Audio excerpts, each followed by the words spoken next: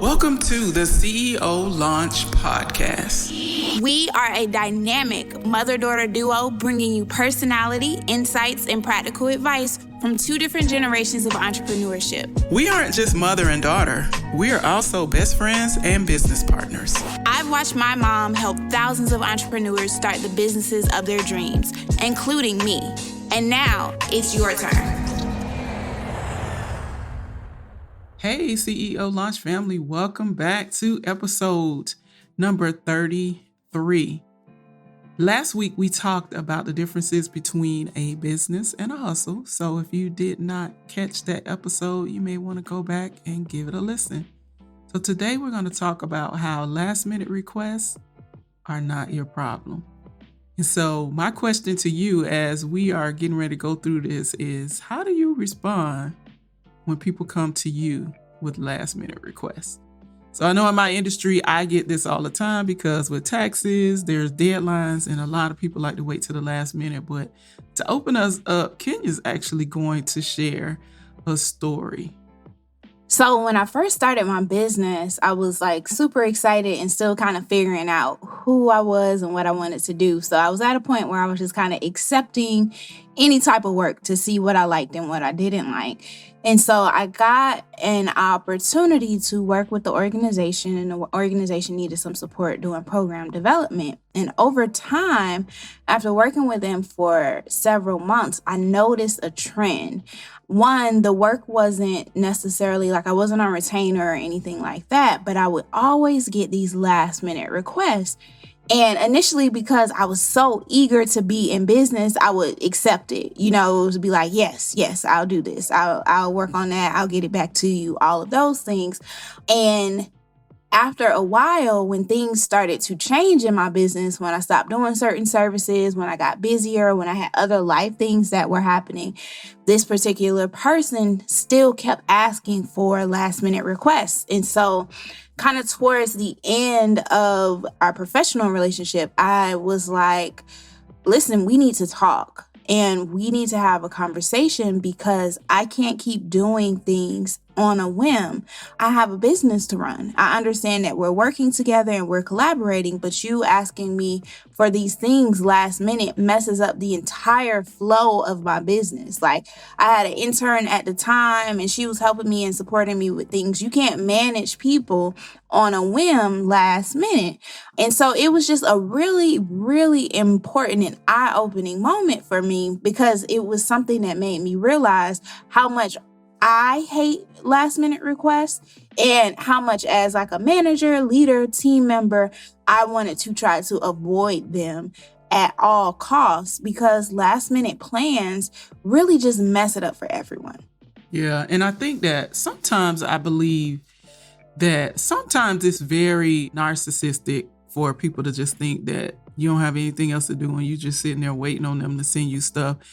But I honestly believe that there are people who don't recognize what they're doing to you by sending you these last minute requests. Like they don't see the issue. They don't see like, what's the problem? What's the big deal? They don't understand or see any of those things. And so I like to kind of talk about it from both sides just so that we can just bring it to the forefront. Let's talk about it. Yeah, I definitely agree. I think last minute requests are pretty inconsiderate. I don't know if I would fully say narcissistic, but definitely inconsiderate because you aren't considering what other people's workflow might be like, what other people's work styles might be like, what they have going on outside of work. So you kind of asking them to do last minute things is inconsiderate. And with that in mind, a lot of times when people have last minute requests, it's because of a lack of planning, you know? Yeah, they didn't prioritize the thing because, and we'll talk about this a little bit, because I think there's a very distinct difference between a last minute request and an emergency, right? And so most people want to think that everything that is important to them is an emergency. Emergencies are those things that come up that you had no forethought of. Like, emergency is when you hit something and you bust your tire. But if your tires were bald and you just keep driving on them and then you have a blowout, that's not really an emergency because the warning was there. You know that you needed to put on new tires. I Right. don't know if that's a great example, but I think that there's a distinct difference between a last minute request and emergency. What you think? Yeah, I think, a business example of an emergency might be, or rather, not even just the emergency, but an acceptable last minute request might be you just found out about a proposal or an opportunity and it's a great fit for your organization. And if you all come together to do X, Y, and Z, it will really be able to propel you into a different space. Those are requests that I feel like are, beneficial. It's very time sensitive, but it's also life changing. So those moments, you couldn't control that, even if like somebody put out an application and you only have 5 days for it and your original work week was this, but now you kind of want to shift things and have everybody reprioritize. Those types of situations I think are acceptable. What's not acceptable is you've procrastinated for multiple weeks or you didn't really strategically plan things out. And now you're requesting your team or your clients or whomever you work with to do X, Y, and Z to kind of cover up the fact that you weren't a planner. Those things aren't acceptable for me. Yeah, I agree. Those are two different things. And you all know that in my business, I have a part of my business is tax preparation. And I see a lot of this. I see the last minute requests, but sometimes I do have legitimate emergencies.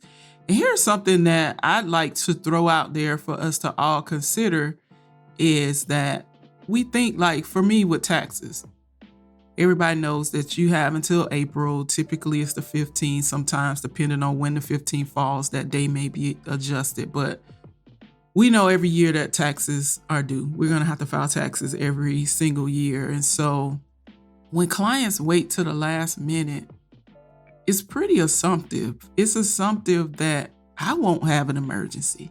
Right? Or that I won't get sick.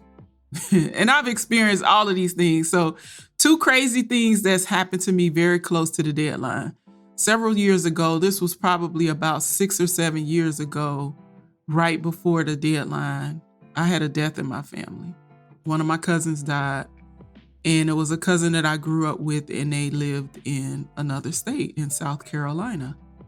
And so I was torn between going to my cousin's funeral and being with my family or staying home and taking care of these last minute requests because his funeral was like the Saturday before the deadline or something like that. And then I had to catch myself like, what? Isn't, having more control over your schedule the reason why you started your own business in the first place? So why in the world is this even something to consider? And so I had to make the decision, and I just told my clients like, hey, you guys are going to have to file an extension because I have an emergency, Yeah. That's sometimes what we don't think about is it puts the other person in a position to where you make it seem like they're just going to always be available. Yeah. It definitely does constrain people and restrict them to whatever your particular schedule is.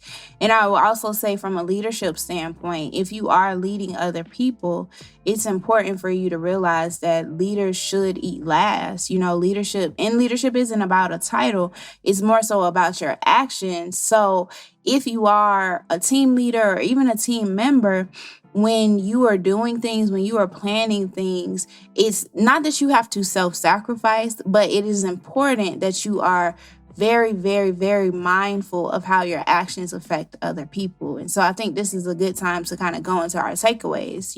One big takeaway: as a leader, you have to be a planner if you want to work with a team. I think especially as entrepreneurs, when we first get started, a lot of us are solopreneurs. We may not be contracting a lot of people out and we're kind of doing everything. So because we're used to doing everything, we are used to things working on our own individual schedule. But when you have a team, you have to be mindful of what those people have going on. How not necessarily, 100% working around everybody, but really is really about consideration. So I think that's something very important for people people, if you want to be a true CEO, you are a true leader, and you have to be a planner. You have to be strategic about what your work is going to look like and having an actual work plan for your team. Yeah, and that kind of leads us into takeaway number 2, because as a leader, you also have to respect people's boundaries and time and their work and their processes and just their way of doing things. Leaders aren't people who are just shaking their finger at people and saying, I need this done and I need that done, but just Right. really understanding, respecting that people have boundaries. People, you don't expect your employees to work all the time. If you want to work all the time, God bless you. Go ahead and do it. I'm talking to me. Right? But you can't expect your employees to be always on, or your team members or your vendors who are supporting you. And Right. so respect other people's time, respect their processes. Yeah. And I think, a distinguishing thing and final takeaway when it comes to these last minute requests is, for you have to determine if the request is worth the potential resentment. Because a lot of times when people do last minute requests for you, sometimes people are eager to help and they do want to support you in your business in whatever way that they can. And after a while, if this becomes a habit, it's likely that whoever you're continuously asking to do things last minute will build some type of resentment towards the fact that you're not respecting their time and their boundaries. So definitely, as you start strategically planning and thinking ahead, as you may continue to do some last minute requests, really think about it. Like, is it worth the resentment? Is it worth damaging a relationship with a potential team member, vendor, whomever you're working with? And if it's not, I would strongly suggest that you find another way to get done what you need to get done. Yeah. So we're going to stop right there. We're sticking a pin right there. We're done. I believe that we brought home our point. So I hope this episode was helpful for you. As always, if you have not already done so, follow us on social media. We are on Facebook, Instagram, LinkedIn, and Twitter at the CEO Launch.